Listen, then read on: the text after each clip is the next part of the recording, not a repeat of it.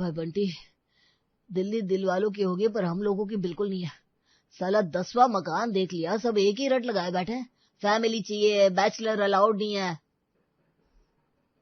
और जो बैचलर को दे रहे हैं वो किराया इतना मांग रहे हैं कि किडनी बेचकर भी सिर्फ बालकनी मिलेगी। तो मुझे तो लगता है कल हमें मेट्रो स्टेशन के फुटपाथ पर ही गृह प्रवेश करना पड़ेगा। अरे पता नहीं क्या हो गया है, दिल्ली जैसे शहर में शर्तें क्यों? अबे शर्तें नहीं रखेंगे तो क्या करेंगे? सुना अभी कोई कांड हो गया, एक बैचलर लड़का मकान मालिक की बेटी को ही लेकर भाग गया। इसी डर से इस एरिया में ये शर्तें रख दी है इतनी। अरे ये क्या लॉजिक है? सारे थोड़ी ना मकान मालिक की लड़की ले उड़ेंगे। ऐसा करते हैं, पॉश एरिया में देख लेते हैं। वो तो लिव इन वालों को भी दे देंगे रेंट घर पर। बस जितनी तेरी मेरी मिला के सैलरी है ना, उतना ही किराया है वहां, बोल लेना है। अरे राम राम भाई, नहीं जाना, तू यहीं ढूंढ। कितना अच्छा एरिया है, सब अपने अपने से लगते हैं। हाँ गरीब। उनका पता नहीं, तू जरूर है शक्ल से। सोनू की बात सुनकर बंटी का पारा तेज हो गया। इससे पहले कि वो कुछ बोलता तभी सोनू खुशी से चिल्लाया, ओए देख, सरोज निवास में कमरा खाली है, मात्र 5,000 में। शिट यार। कपल्स ओनली ये लिखा था बोर्ड पर। अरे पूरा पढ़ा कर फिर वही शर्त। यार सोनू थक गया हूं मैं चल चल के। काश तू लड़की होता या मैं, दिल्ली में कमरा मिल जाता आसानी से। बंटी का इतना कहना था कि सोनू ने बंटी पर तिरछी नजर डाली। देख क्या रहा है? ओए, तेरे मन में क्या चल रहा है? जुगाड़।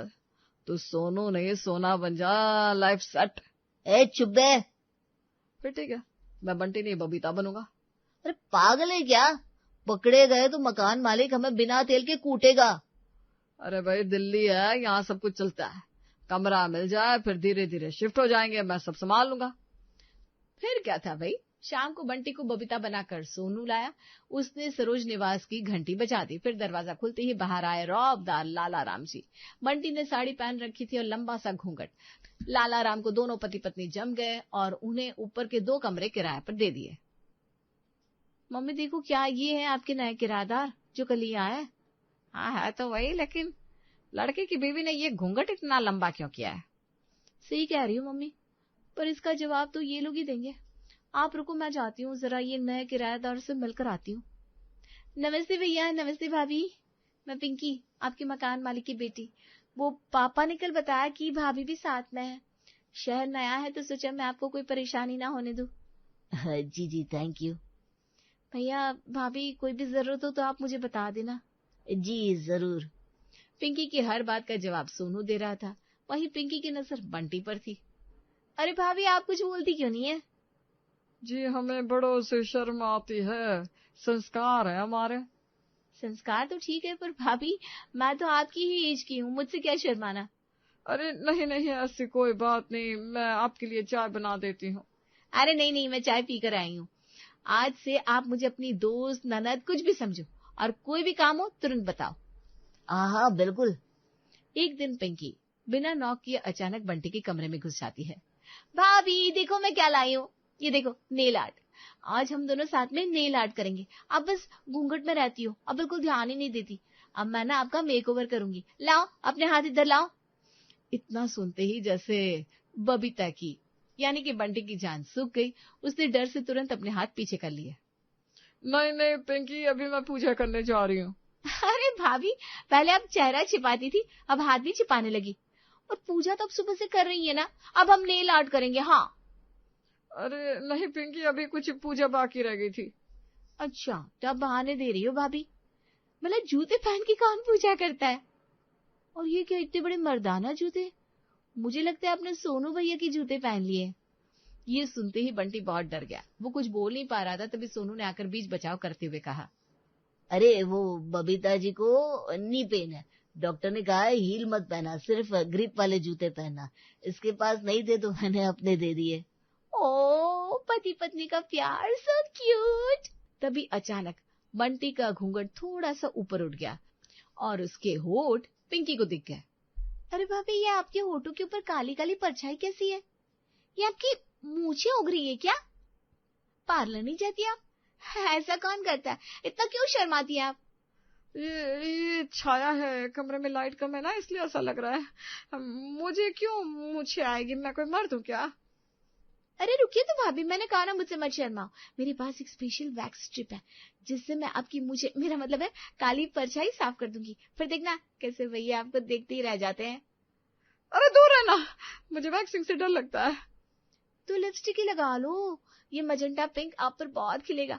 ऐसे काले काले होंठ, ऐसा लग रहा है सिगरेट फूंकती हो। बंटी भागता है और पिंकी उसे जबरदस्ती लिपस्टिक लगाने की कोशिश करती है। जैसे तैसे वो भागकर खुद को बाथरूम में बंद कर लेती है। बंटी की ऐसी हरकत देखकर पिंकी हंसने लगती है। आप भी कमाल हो भाभी सच में, लेकिन मैं ऐसे छोड़ूंगी नहीं। अगले दिन, भाभी, अरे ओ भाभी कहाँ हो आप?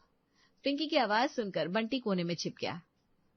कोने में छिपकली की तरह क्यों चिपकी हुई है? बाहर आइए ना। देखिए, मैं मम्मी का पूरा मेकअप किट उठा लाई हूँ। आज मैं आपका फुल फेस ट्रांसफॉर्मेशन करूंगी।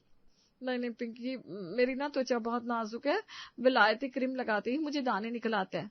पर पिंकी ने बंटी का हाथ जबरदस्ती पकड़कर उसे स्टूल पर बिठा दिया और उसका हाथ अपने हाथ में पकड़ा तो उसे काफी भारी हाथ लगा। भाभी, आपके हाथ इतने भारी क्यों है, जैसे कोई जिम जाने वाला पहलवान हो? वो गांव में चक्की पीसती थी ना, ये सुबह शाम 20 किलो आटा अकेले पीस लेती थी, इसलिए डोले थोड़े बाहुबली जैसे हो गया है। अच्छा, और चक्की पीसने से क्या चेहरे पर भी कटीली झाड़ियां उगाती है? वो मैंने बेसन लगाया था ना, तो वो सूख कर कड़ा हो गया है, वही चुभ रहा होगा। अच्छा कोई ना, इसका भी ना इलाज है भाभी मेरे पास। आज मैं आपकी वैक्स करूंगी, फिर ब्लीच, फेशियल, फिर स्किन केयर बताऊंगी। फिर आप देखो कैसे ये घूंघट हटाकर खुद को आईने में देखती रहोगी आप। अरे नहीं, मुझे बहुत डर लगता है, आप रोको ना पिंकी को, मुझे नहीं करना ये सब। अरे भाभी, इतना क्यों डरी डरी रहती हो? मुझसे क्या घबराना। एक बात बताओ, ये आपके हाथ पर कैसे बालों की खेती हो रखी है? क्या आज तक सच में आप पार्लर कभी नहीं गई? भगवान के लिए अपना हुलिया बदलो। पिंकी के समझाने पर भी बबीता वापस नहीं आई। कुछ देर बाद पिंकी अपने घर चली गई। तभी उसकी मम्मी उसके पास आई। पिंकी एक बात कहूं? हाँ मम्मी। एक किराएदार, मुझे तो दाल में कुछ काला लग रहा है। तूने देखा वो सोनू लड़का, कितना सुंदर, लंबा चौड़ा, और बोलता है तो लगता है जैसे फूल जड़ रहा है। और उसकी बहू, हाय राम। वही तो मम्मी, मैं तो खुद हैरान हूँ। सोनू भैया इतने हैंडसम है, और ये बबीता भाभी, इनका चेहरा तो ऐसा लगता है जैसे किसी ने तवे पर रोटी जला दी हो। और तूने गौर किया उस बबीता की चाल? जब चलती है तो ऐसा लगता है जैसे कबड्डी के मैदान में उतर रही हो। कमर लचकाने की जगह ऐसे झटके मारती है जैसे ट्रक स्टार्ट हो रहा है। सोनू जैसे सुंदर लड़के ने इस गवार से शादी कैसे कर ली? सोनू से ज्यादा मर्द तो इसकी औरत है। मम्मी, मुझे तो लगता है इसके घर वालों ने सोनू भैया को डरा धमका के शादी करवाई होगी। और भाभी की वो मर्दाने हाथ, हाय मम्मी, उनके हाथों पर इतने बाल है कि अगर वो चाहे ना तो खुद की ऊन का स्वेटर बुन ले। अपने कमरे के अंदर बंटी और सोनू खिड़की से चिपककर ये सब सुन रहे थे। बंटी का चेहरा सफेद पड़ गया। सुना तूने, स्वेटर बुनने की बात करी वो। सोनू, मैं कह रहा हूँ यहाँ से भाग चलते हैं, ये औरतें मेरा पोस्टमार्टम कर देंगी एक दिन।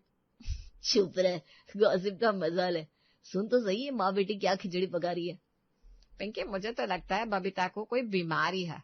कल मैंने देखा वो पल्लू के अंदर ही अंदर कुछ बड़बड़ा रही थी, और जब मैंने पूछा तो ऐसे भागी जैसे मैंने उसकी जमीन मांग ली हो। और मम्मी, सबसे अजीब बात, आज सुबह मैं उनके पास लिपस्टिक लेकर गई तो वो तो ऐसे डरी जैसे मैंने उनके सामने असली सांप रख दिया हो। कहने लगी, मुझे एलर्जी है। अरे भाई, लिपस्टिक से कैसी एलर्जी? सोनू सुंदर है और मैं गवार, साले सारा क्रेडिट तू ले जा रहा है और गालियां मुझे पड़ रही है। मैं अभी जाकर बता देता हूँ कि मैं लड़का हूँ। पागल है क्या? फिर कमरा भी जाएगा और साथ में जूते भी पड़ेंगे। चुपचाप बैठ और बबीता बनकर शर्म का नाटक कर। तो भाई, एक तरफ पिंकी और उसकी मम्मी की गॉसिप चल रही थी, वहीं दूसरी ओर बेचारा बंटी उर्फ बबीता इस नाटक से परेशान हो रहा था। ऐसे ही दिन बीतने लगे। बंटी तो लगभग भूल ही चुका था कि वो लड़का है। पिंकी के डर से बेचारा 24 घंटे साड़ी पहने रहता था। एक दिन पिंकी कमरे में अचानक एकदम सज धज कर आती है। भाभी, भाभी चलिए ना, जल्दी से तैयार हो जाइए। आज सरोजिनी नगर मार्केट में सेल लगी है, हम दोनों जमकर शॉपिंग करेंगे और गोलगप्पे खाएंगे। नहीं, मुझे मार्केट से बहुत डर लगता है, वहां बहुत भीड़ होती है ना, भीड़ में मेरा दम घुटने लगता है। उफ़ो भाभी, दिल्ली आई और सरोजिनी नहीं देखा तो क्या देखा? चलिए मैं आपको बढ़िया सी स्लीवलेस कुर्ती दिलवाऊंगी, आप पर बहुत जमेगी। स्लीवलेस? नहीं नहीं नहीं, हमारे यहाँ इसे पाप माना जाता है, और वैसे भी ना ये डांटेंगे मुझे। सोनू भैया की इतनी हिम्मत? मैं हूं ना भाभी, अगर उन्होंने कुछ कहा तो मैं उनसे बात कर लूंगी, आप बस साड़ी बदलो और चलो। राखी के बदले में गिफ्ट में आपकी आजादी मांग लूंगी, मना कैसे करेंगे? आपको इस घूंघट से आजाद करवा के रहूंगी मैं। धूप? हाँ, मुझे ना धूप से बहुत जल्दी टैनिंग हो जाती है, मैं काली पड़ जाऊंगी तो वो मुझे पहचान भी नहीं पाएंगे, बस इसीलिए तो मैं ये सब नहीं पहनती। भाभी धूप की क्यों चिंता करती हैं? आप अपना वो 2 मीटर वाला लंबा घूंघट डाल लेना, वैसे भी आपका चेहरा तो किसी को दिखाती नहीं, तो टैनिंग कहां से होगी? और अगर कोई परेशानी हुई तो मेरा छाता है ना। इन दोनों की बात हो ही रही थी, तभी सोनू आ जाता है, वो भी बड़े मजे लेने लगा। अरे पिंकी जी, ले जाइए अपनी भाभी को, बहुत दिनों से घर में बंद है, थोड़ा बाहर की ताजा हवा खा लेगी तो इसका मन अच्छा होगा। जी आप तो जानते हैं ना, मुझे बाहर जाते ही चक्कर आने लगते हैं, आप चाहते मैं सड़क पर गिर जाऊं? अरे भाभी चलो ना, देखो अब तो भैया भी कह रहे हैं, चलिए चलिए चलिए। बंटी अब हार मान चुका था, उसने सोनू के कान में फुसफुसाते हुए कहा, ओए कमीने, अगर इसने मुझे बाहर खींच लिया और हवा चली और मेरा पल्लू उड़ा तो सरोजिनी मार्केट में दंगा हो जाएगा, कुछ कर।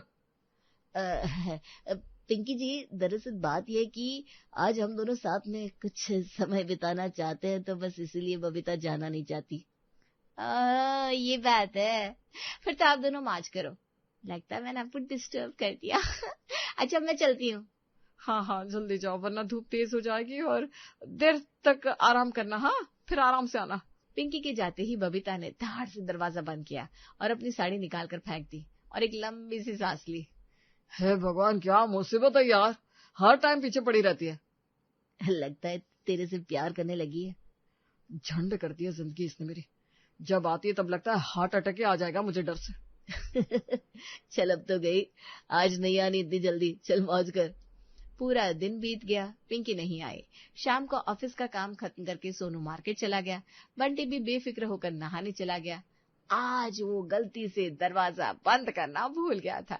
वो मस्त गाने गाते हुए शावर का आनंद ले रहा था, तभी पिंकी आई। दरवाजा खुला था तो वो अंदर आ गई और उसने आवाज दी, भाभी भाभी। आवाज बंटी के कानों में पड़ी। अरे बाप रे, ये फिर आ गई। बंटी तुरंत बाथरूम से निकला और साड़ी लपेटकर घूंघट कर लिया। डर से उसका दिल धक धक कर रहा था। तभी पिंकी की आवाज आना बंद हो गया।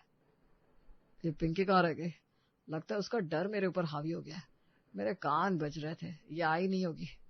बंटी ने एक चैन की सांस ली कि अचानक अरे बाप रे, मार डाला, कौन कौन? डर से उछलने के चक्कर में बंटी का पैर साड़ी में फंस जाता है और वो लड़खड़ाकर गिर जाता है और उसका पल्लू पूरी तरह उतर गया। नकली जूड़ा भी फर्श पर लुढ़क जाता है। बंटी का मूंछों वाला चेहरा और छोटे बाल एकदम साफ दिखने लगते हैं। ये नजारा देखकर पिंकी सन्न रह गई। तुम भाभी नहीं हो? तुम तो मूंछों वाले अंकल हो, मेरा मतलब लड़की हो। बंटी ने जल्दी से पिंकी का मुंह अपने हाथ से दबाया। धीरे पिंकी, गला मत फाड़ो, वरना तुम्हारे पापा मेरा गला काट देंगे। ये क्या बदतमीजी है? तुम यहाँ लड़की बनकर रह रहे हो?